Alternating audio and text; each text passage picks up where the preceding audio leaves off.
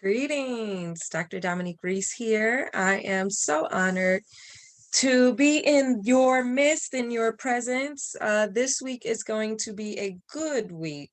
Um, and I want to hop right in. So, last week we covered the two most profitable ways the two most profitable types of clients, which were individuals and institutions. We talked about what that looks like, right? What that might mean for your practice and your business, and who those clients are. But then we go into how to reach them, how to market to them, and how to identify them, that ideal client avatar.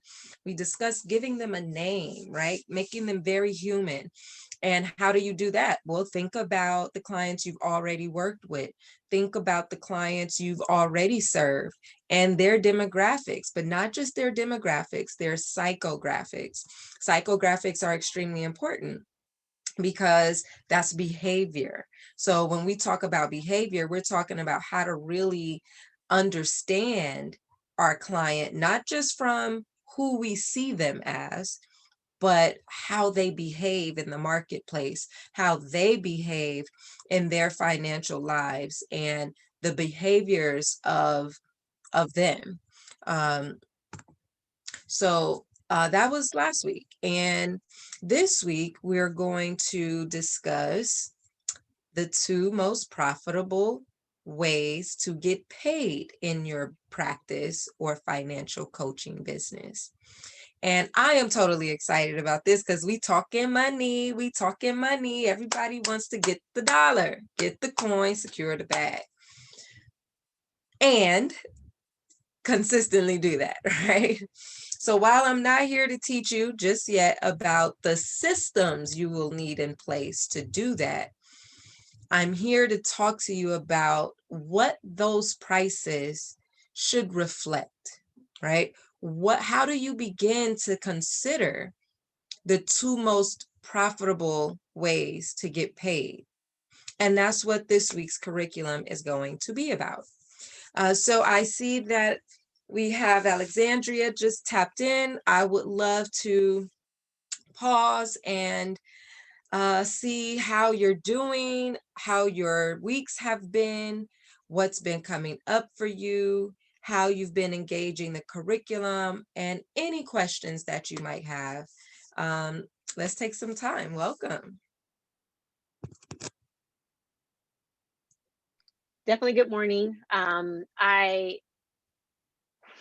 It's been a rough couple weeks. I think I got backlogged in the assignment where um, it was the previous module, I believe, that had, the questions around what problems do you solve, the income stream development. I got backed up there. And I got backed up there in that assignment because I didn't want to rush through that. I didn't want to breeze through that. I was really asking myself, some documents I was able to like dabble in and figure out some answers, but in some I said no, I don't. It was around the services. I'm sorry, And Alexandria. I'm mhm, hearing my son. Give me 1 second. He's in yeah. school.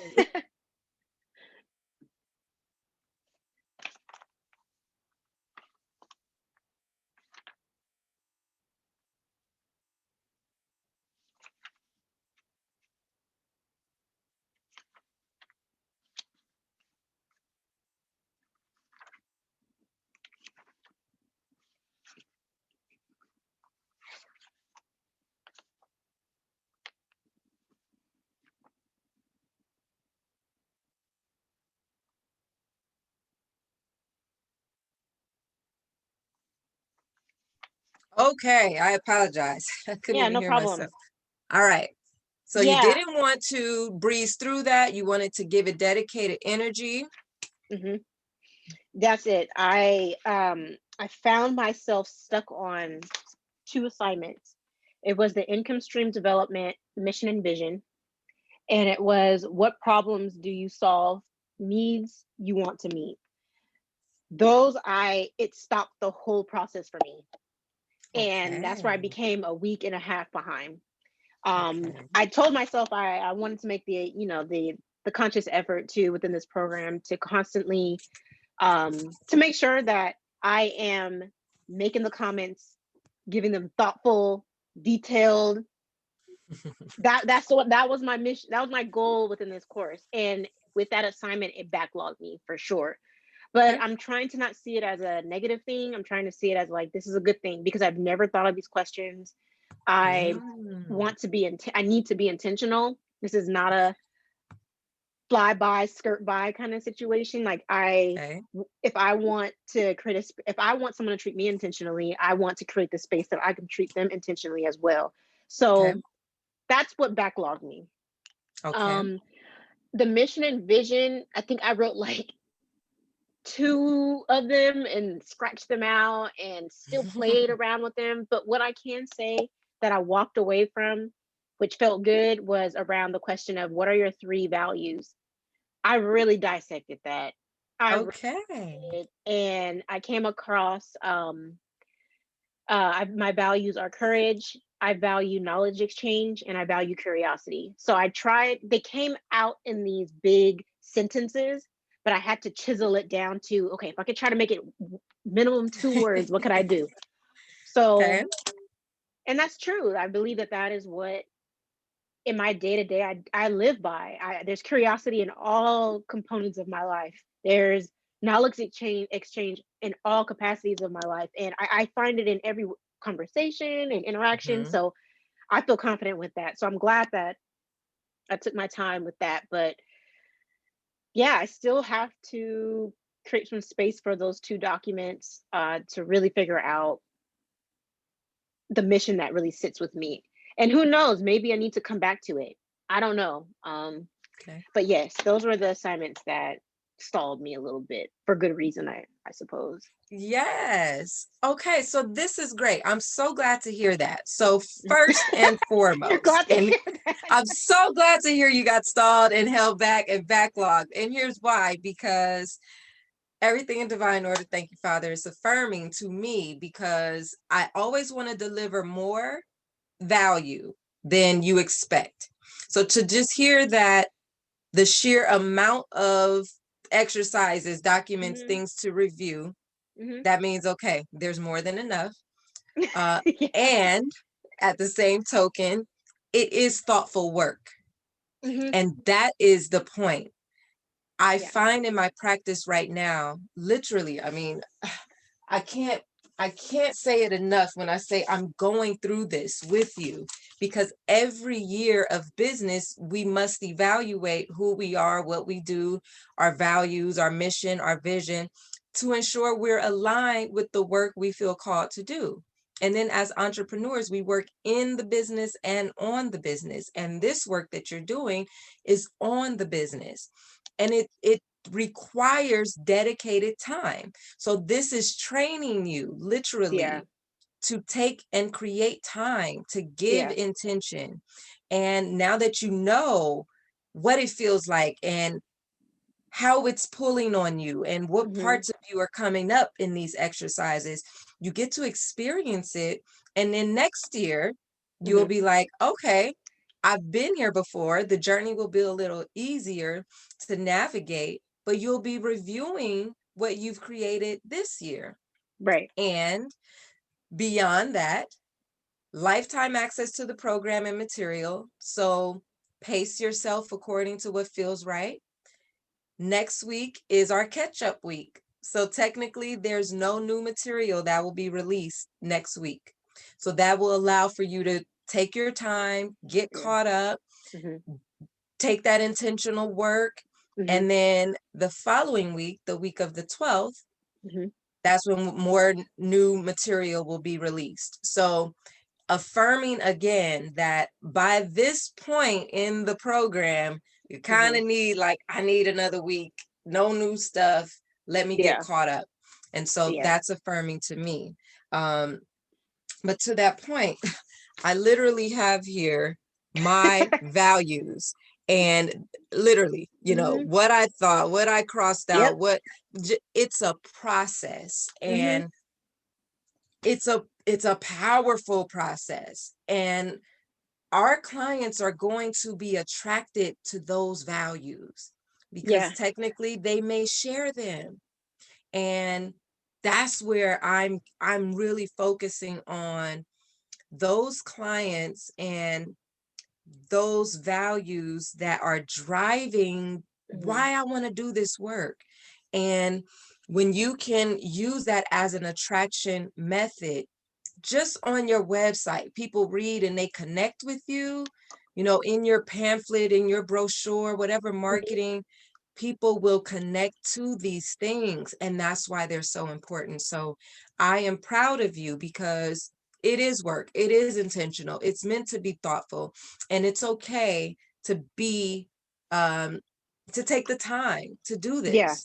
That's why we're here Mhm. creating time to work on our practices. So Yeah. I'm very grateful for It that made me feedback. think. It made me think also about being a little bit more. I don't know if I want to use the word malleable. Okay. Um, with people and with myself and with people. Okay. Because I might have this ambition. My ambitious goal was to, okay, I take this course, make these really long, I wouldn't say long, but thoughtful comments and responses, and do this work and dedicate 2 hours every day. And sometimes the wrench gets thrown in, and how are you still going to be able to function? And as I'm experiencing that, especially something new, a new concept, new material, a new space in your brain you're working with, how can Hmm. I also be intentional working with someone else who may experience that as well, and not feel like I have to not feel like we're on a time frame, I gotta drill. It's just, you gotta, it's you figure it out when you figure it out when you figure it out. And I how do I create a it was a learning lesson that was worth me being in, so that I can be knowledgeable of how others may feel too.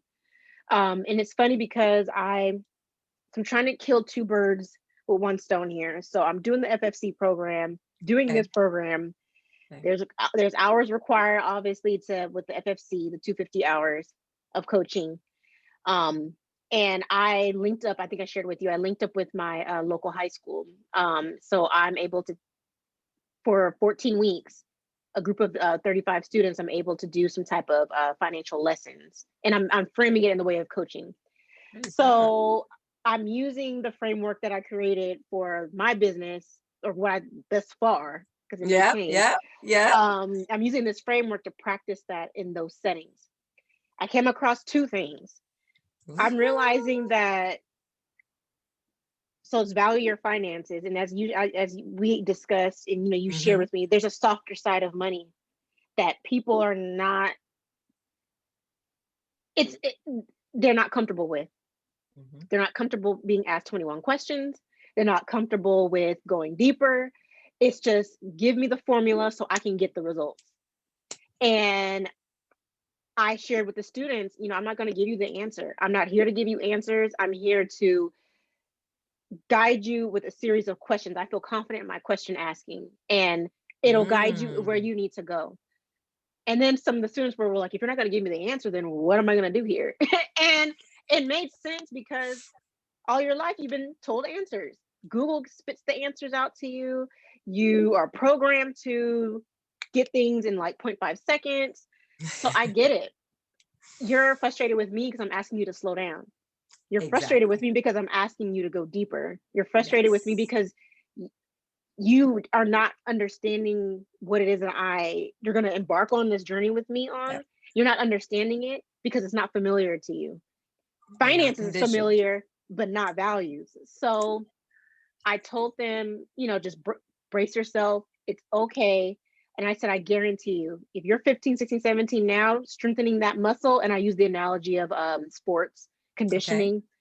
So they understood that, but learned a really big lesson. Also, that was the first lesson that I learned Okay. around this is a concept that might be a little complex and spatial, but still worth trying in if it's something that you feel like will be an add value to you. The second lesson that I learned was all my job life, I have been doing things that forced fed information to people. It was it wasn't, the quality wasn't there to make sure that you understood. It was making sure that I checked off the box of I you know, you did all these lessons, you get the certificate. You did all this information, this case management work, you now graduate. I don't want to do that in my business. I don't Mm, I learned that lesson. I no longer want to do work that is force fed, back in the corner, back you in the corner work, or work where, oh, I know that I'm going to get something out of this, so let me just attend it for 14 weeks and it's going to be easy to get and acquire. She does the program, great, I'll go and then leave. I don't want to do that. I want to provide a service where this is what I do. I'm openly sharing with you, and there's buy-in there. So I'm learning the two different worlds of, for example, it's sharing with me the population I want to work with too. I'm not wanting to work in the HUD population, okay. because that is the population that I've always worked in, and it has been this transactional, and that is not fulfilling to me. And it's not to say that it's not good work, but for Right. me, it's not fulfilling to me. It's more so I got to get through these lessons, and it's already requiring this much time for me to get through it.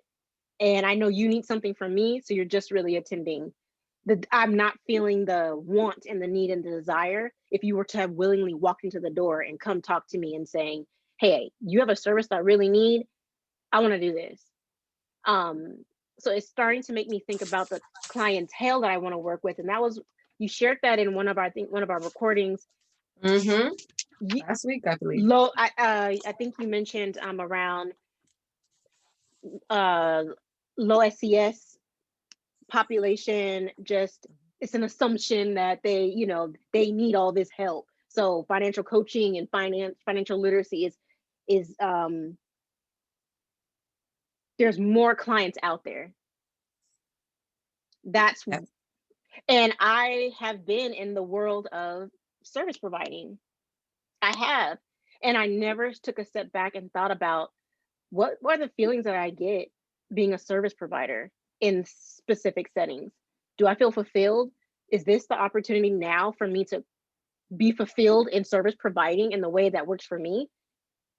Wow, this is. I don't have to regurgitate information. I don't have to operate off of someone else's way of thinking and being and telling me how to pass the information on to me to pass it to someone else. I don't, I learned that this week, that Mm, is not what I want to do. I want fulfilling work.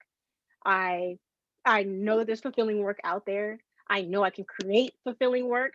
And if it's 10 people out there that want regurgitated work, but one person wants fulfilling work, I'd rather take the one person, because I know that the impact is gonna be made. right. That is something that I'm sitting with.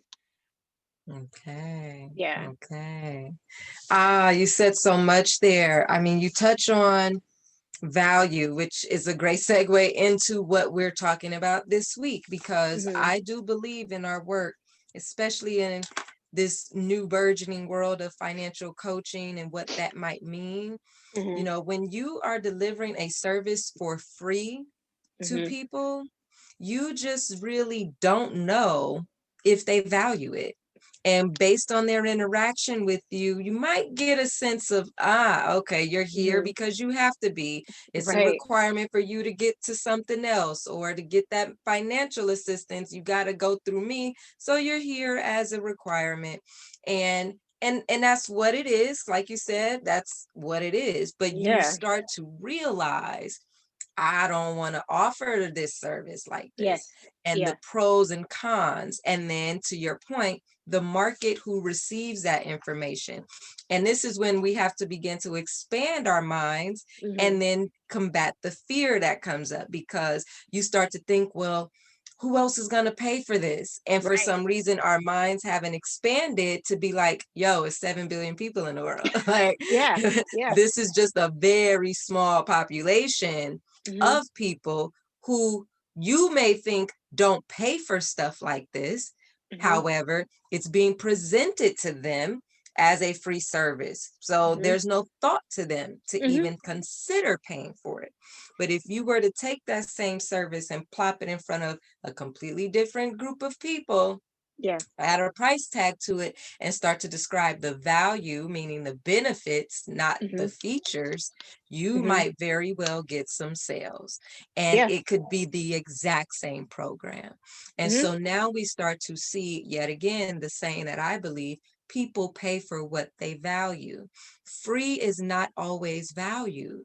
And Mhm. so in delivering a free service for so long, especially for, I have a lot of colleagues who have only delivered free service, Mhm. even through our previous work together as W-2s. And when we did that, and you're like, okay, well, how do I even begin to think about putting together an offer for someone to pay when Mhm. the people I want to work with can't pay?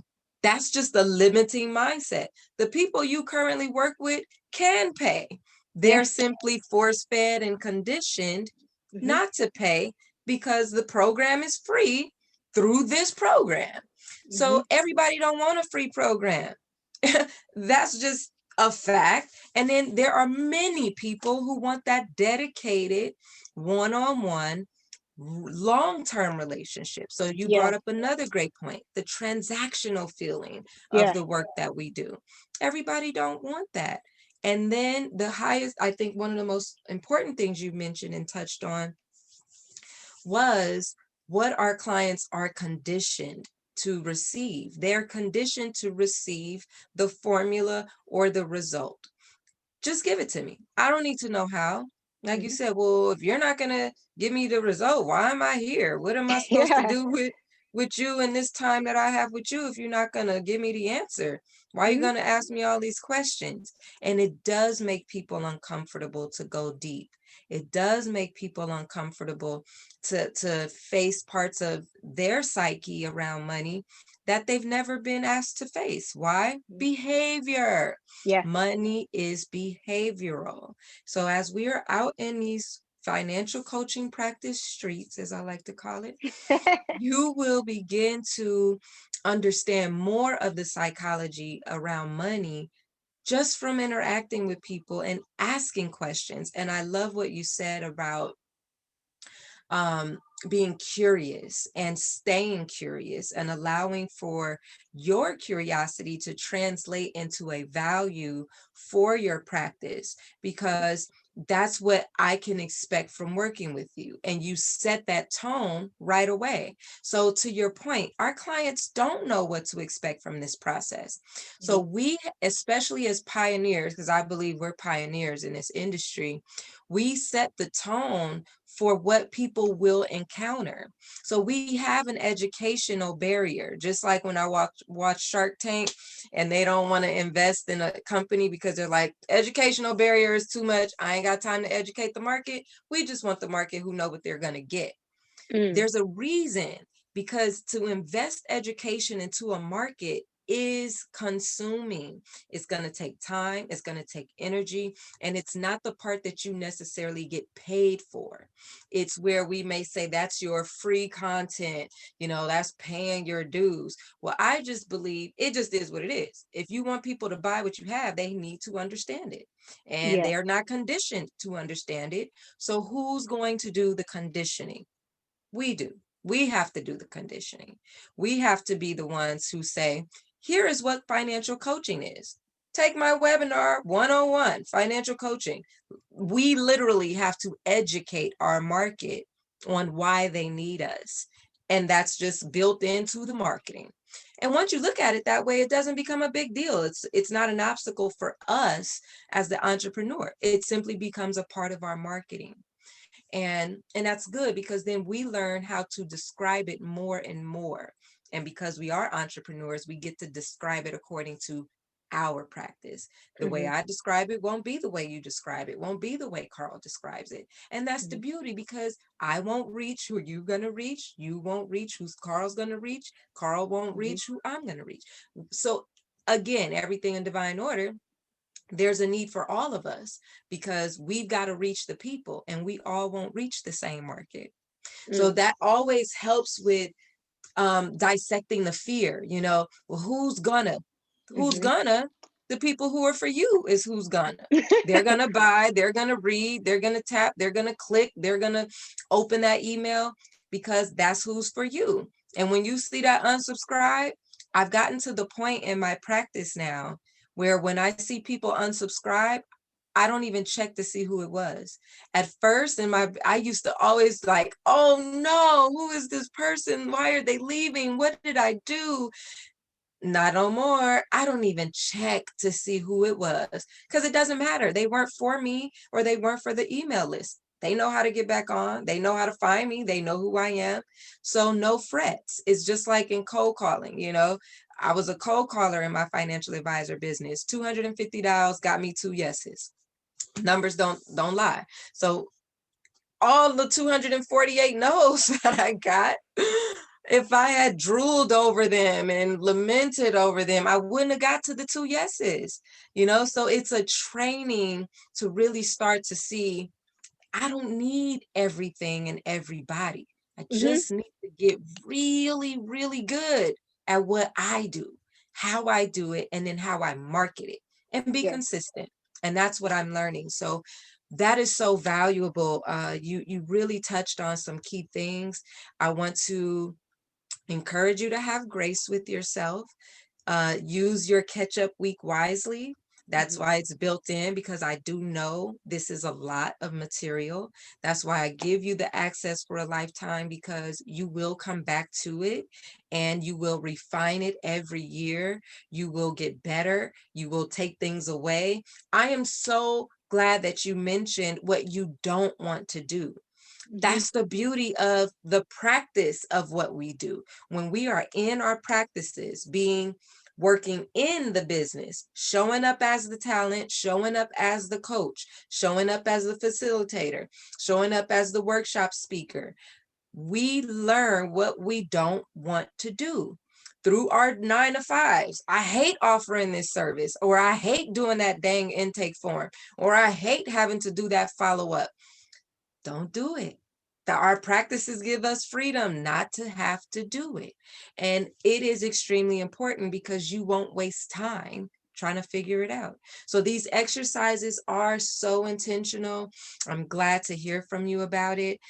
Carl, I'll love to shift to you and give you an opportunity to share out what's coming up for you, what questions might you have, how did you feel engaging the content this past week, and then I'll talk a little bit about what we can expect moving forward this week and next week. Okay, thank you. Hello, everybody. I was a little Hello. late. It's okay. I somehow or another um, I got my Zoom links mixed up. So The world we're in, it's okay. yeah, but I made it. I was listening and trying to catch up with the conversation. And No worries. one of the things that Alexandria mentioned was the notion of free, and it's something that I'm familiar with in working at the credit union. And they build in so many services that for which they don't charge an additional fee, but there's always a cost.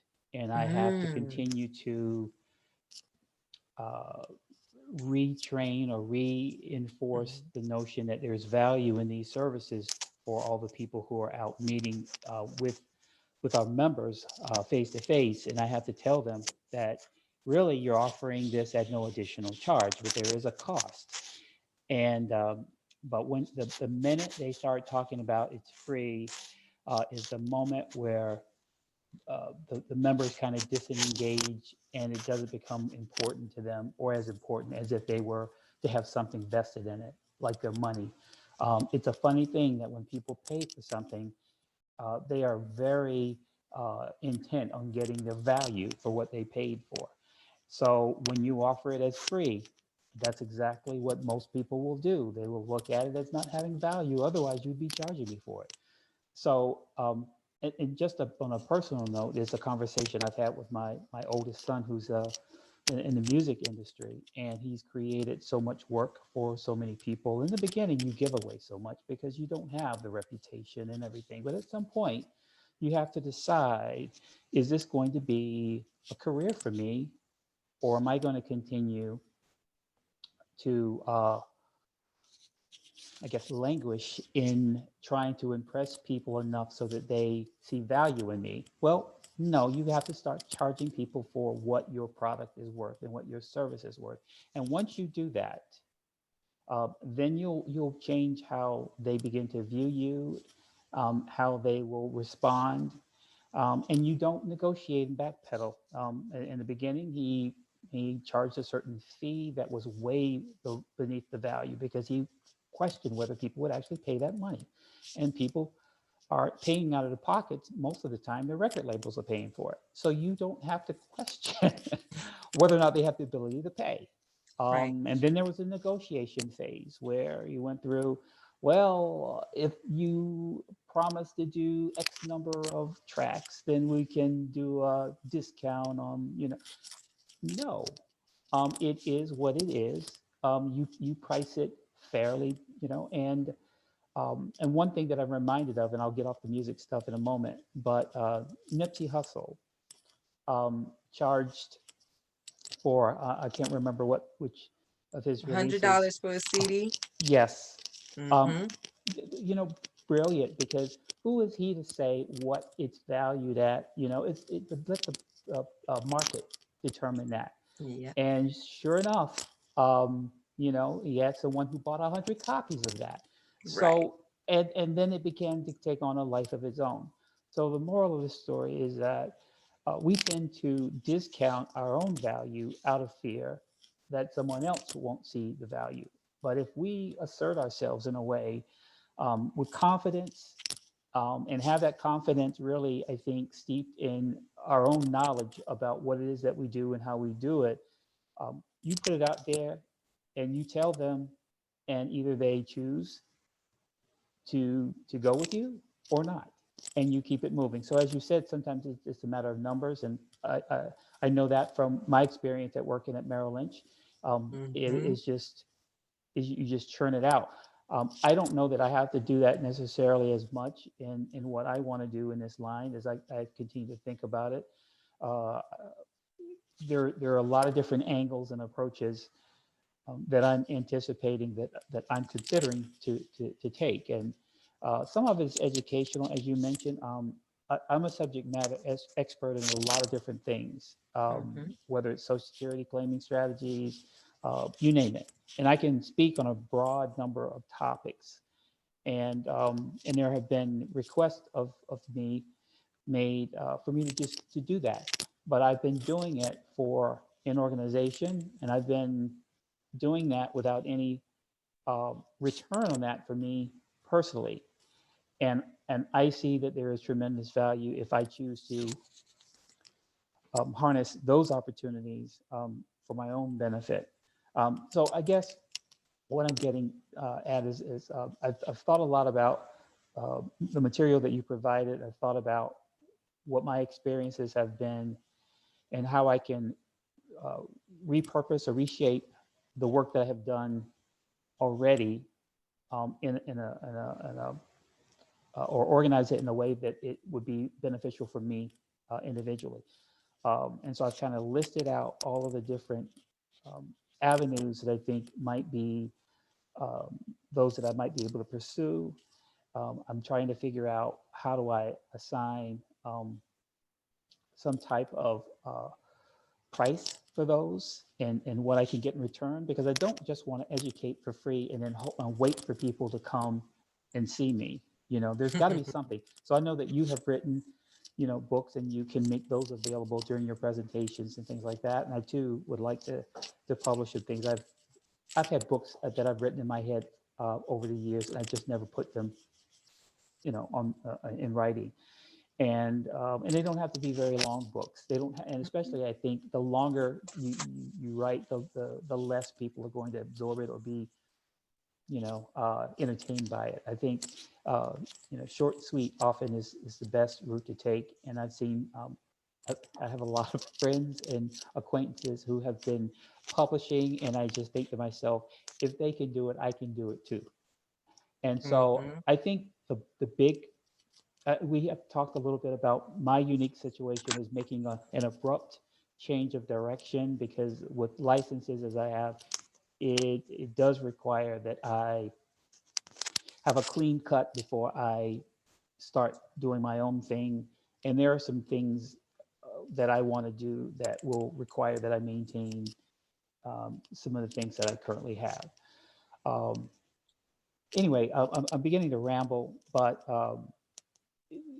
this does really force, well, the exercises that we've been going through, it does really force you to think about not only your value, not Mhm. only how to articulate your value, um, but how to multiply, um, I think, your footprint and your impact as far as the people you reach through marketing and all the different ways that you can do that. And I'm encouraged because not just with social media, but um, I had planned to go the route of virtual meetings in the first place. I did not want to have to schedule appointments and meet with people. Um, I think that even though the older generation and even some who are younger may prefer to meet face to face, we're face to face right now. And I think we're all going to have to get more accustomed to this type of To the environment. Yep. And I think that's where it's headed. And finally, I mentioned that I'd like to work with more of the younger people and going back to just untapped markets. The industry of music is untapped when it comes to people planning, people organizing their finances and building towards the future. It's such a uncertain path for many, but they still need help Yep. and they are seeking help. And I'm getting feedback from my family and from Mhm. people I know and interact with, and I'm trying to tap into those avenues too. So looking for untapped areas to influence is one of the things that I have identified, and working with younger people in general who have a future that they're trying to plan for. Everybody's going after the older group, everybody, and they're telling them the same things, uh, and they can't make heads or tails about a lot of stuff. So, those people I can help with very targeted and specific messaging. Again, Social Security, claiming strategies, and things of that nature. But building a future and having control over your resources and really your life and your life choices is really what I want to help younger people do, because their lives are different than older folks, because it's a transient work environment. Um, you have really more choices and options about how you cultivate a path for your life dreams and goals when it comes to earning money. There's so many Right. different things that are out there, but it's confusing at the same time. So we're not reaching that group as well as we should. I know that with my own organization, we're almost ignoring them because we are not using the language that they speak or the technology that they use. And the last thing I'm going to say is what I'm inspired by a great deal is what has just transpired um, in the markets with GameStop and Mhm. with AMC. And Mhm. not to get too technical in the detail or in No, the weeds, we're uh, capable. it is encouraging to me to see those who value the companies, GameStop, step forward and say, we're gonna do something because we've got something vested here too, and here's our voice. We're going to organize and we're going to put money into that stock of those companies because we don't want these other enterprises, taking advantage of their plight and then profiting off it. And so they're doing something that's kind of noble in a way, and I like the fact that they have been insightful enough to shake things up. But it's also a reminder that um, just because you're young doesn't mean that you're not knowledgeable. It doesn't mean that you don't want to make an impact. And that's the other thing. I think younger folks want to have a greater impact with how they spend their money, how they invest their monies, and that's something too in the industry that it's kind of dismissed in a way, because they think that, well, money is the first thing. Well, no, money is not always the first thing. What is my money doing out in the hands of those companies that might be doing things harmful to the environment, harmful to society?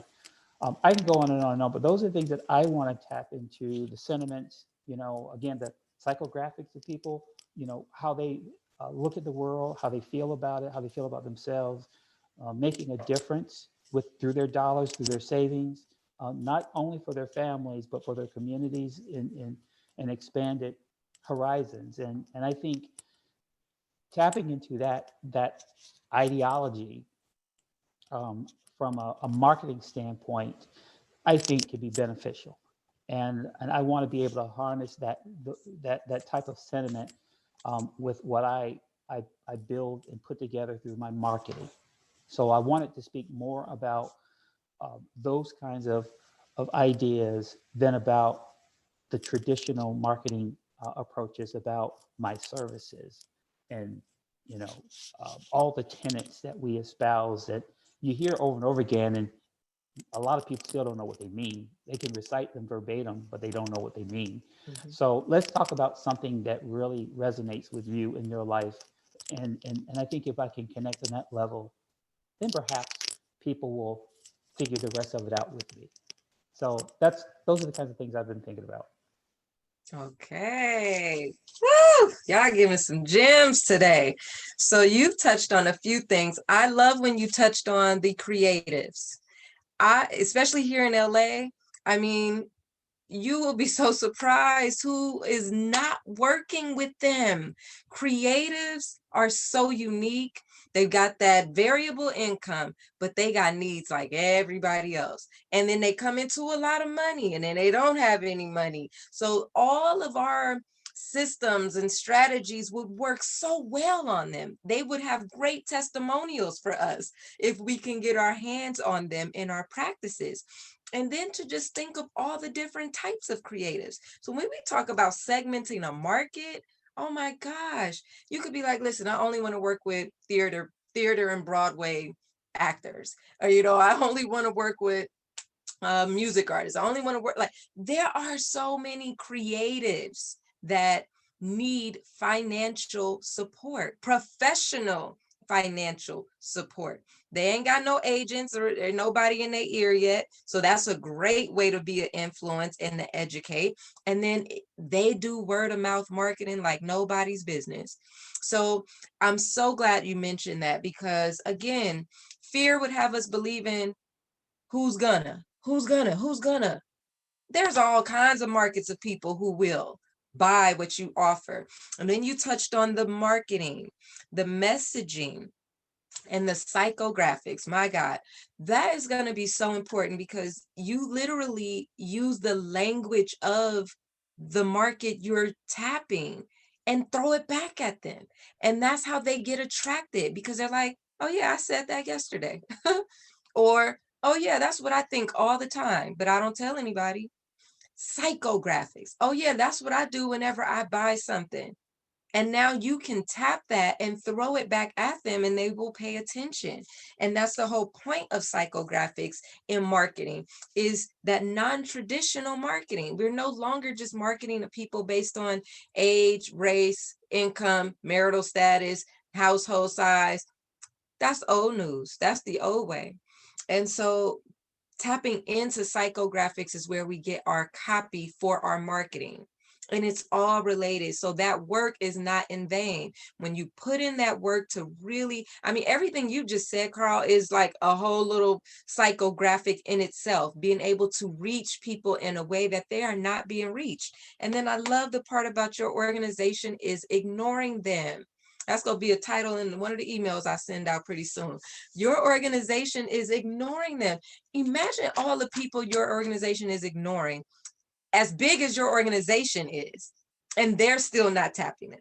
And that's why I know independent financial coaching practices or independent financial empowerment businesses have such great opportunity right now, because the big guys don't see them. And even if they do, they don't know how to monetize them. How do we make money from working with them? and it ain't worth their time. So it just leaves so much opportunity for us.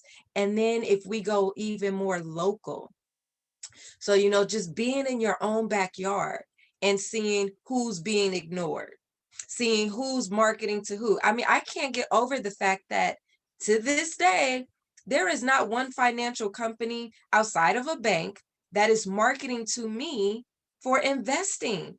How am I not being targeted as a 36-year-old Black woman, leader, mother, entrepreneur in the financial services industry, and there's no one marketing to me?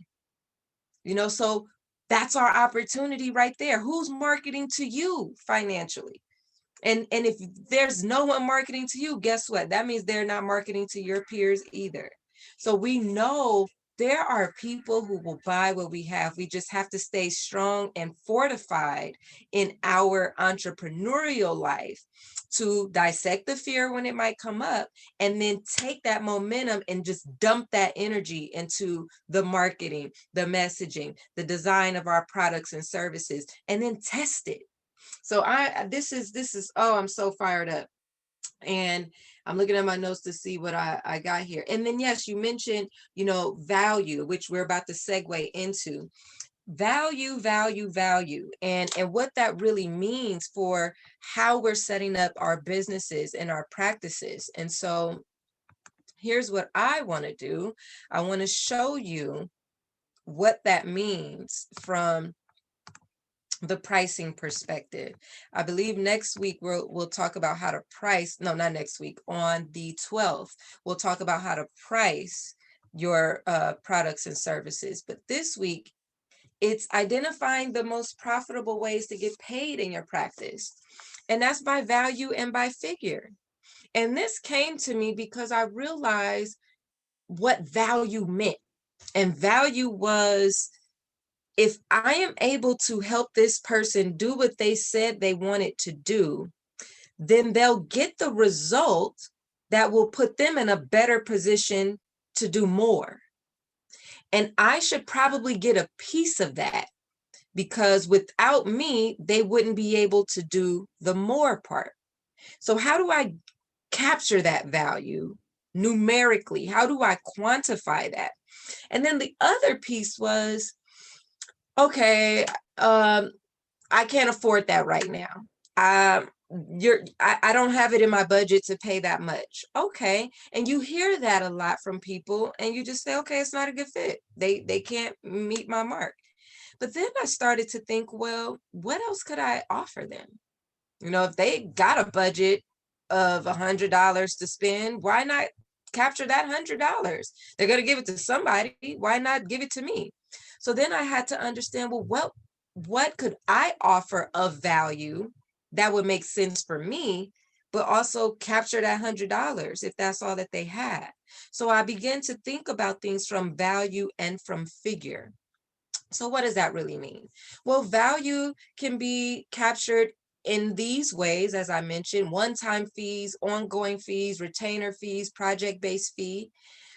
But then figure is literally, do I have a one-figure offer? Do I have a two-figure offer? Do I have a 3, 4, 5, 6, 7-figure offer that I can market?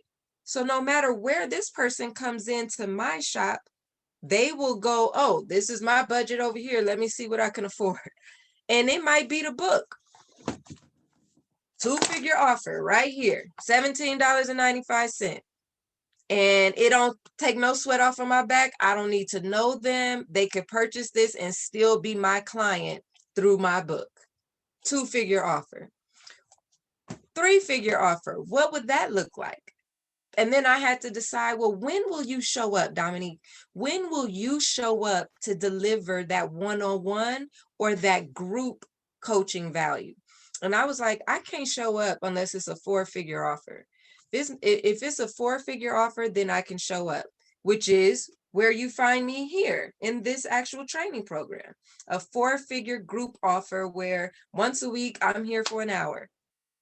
That 5-figure offer, okay, you want me by yourself.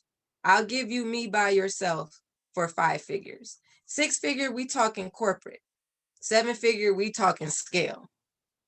So it started to make sense to me, and it began to help me understand I can be everywhere. And I don't have to miss out on any monies on the table. I just need to design it accordingly.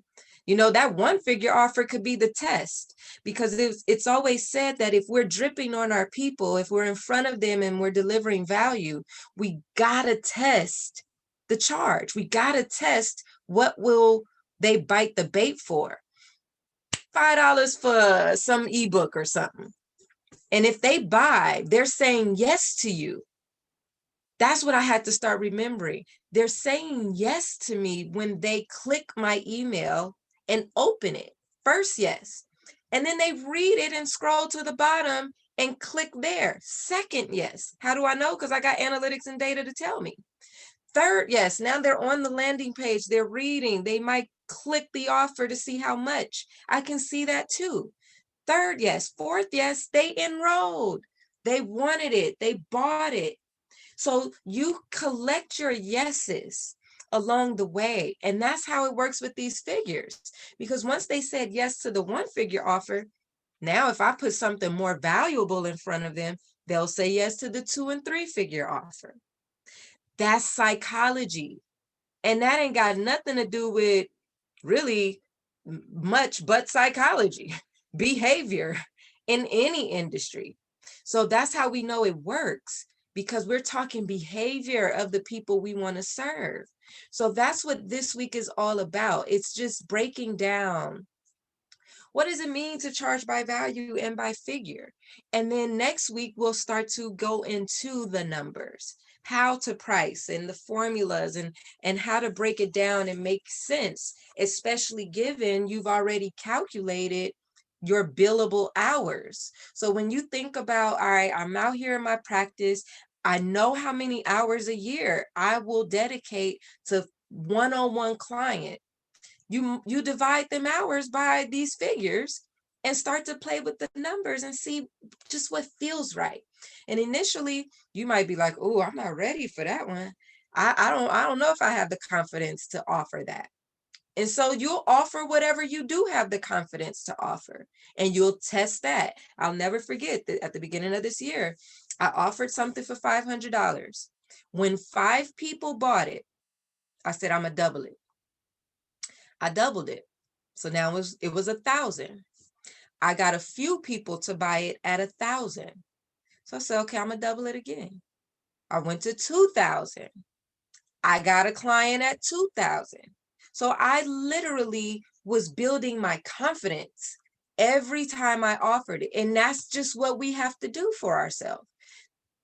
That's why it's our practice. We have the freedom to do that. Could you imagine being at a job where you're trying to sell something that you don't even feel comfortable trying to sell? It's not going to come off. So again, we have freedom in so many ways to test every little idea, to test the psychology of the market we want to serve, to test prices within the market, and let the market tell us exactly what the market will tell you, if they want what you have or not. And if it's the pricing, you'll know. And if it's the messaging, you'll know. So then you'll know what to tweak if you're not getting the results. Switch up the messaging and see if they click more. Change the pricing and see if you get more eyes or sales. You have the freedom to test this, but this is the framework within we should start testing.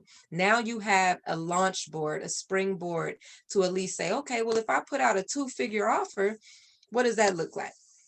Is that a one-time exclusive deal? Get this piece of content from me, or join this webinar where I give very practical Social Security claiming strategies. Who wants that kind of information? Charge $9.99 for it and see who wants it. And that's going to be a very it becomes frivolous. You're like, well, $10. But then when you see nobody buy it at $10, you're like, okay, well, it was $10. So what was the barrier there? Maybe it was the messaging. Maybe it wasn't put in front of the right people. So that's where we get to learn. So this is all about testing, but also building your confidence around your numbers. And whatever your numbers are going to look like for what you're building, you now have some framework to understand how to do that. So I'm going to wrap up there and stop. It is 1 minute to 10, and just say again, next week is a catch up week. So you get to catch up.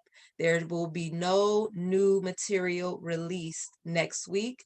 We will meet, but there will be no new material. So I'll show up here. We can coach, we can Q&A, and if you have anything to bring, we'll coach through it. We'll talk about it. But no new material will be released. And then the week of the 12th, more material will be released. And then that last week, the last of the material will be released along with the bonus material. So any questions for me, thoughts, comments about today's session? I'm gonna be very short because I have to get to work. Okay. But thank you again. I'll see you in the comment box. Okay. Sounds All good. right. See you Thanks, later, Carl. Alexandria. Bye-bye. Okay, I'm good. Thank you. All right. Sounds good. I'll see you in the modules. Okay, all All right. right. Take Have a care. good day. You too.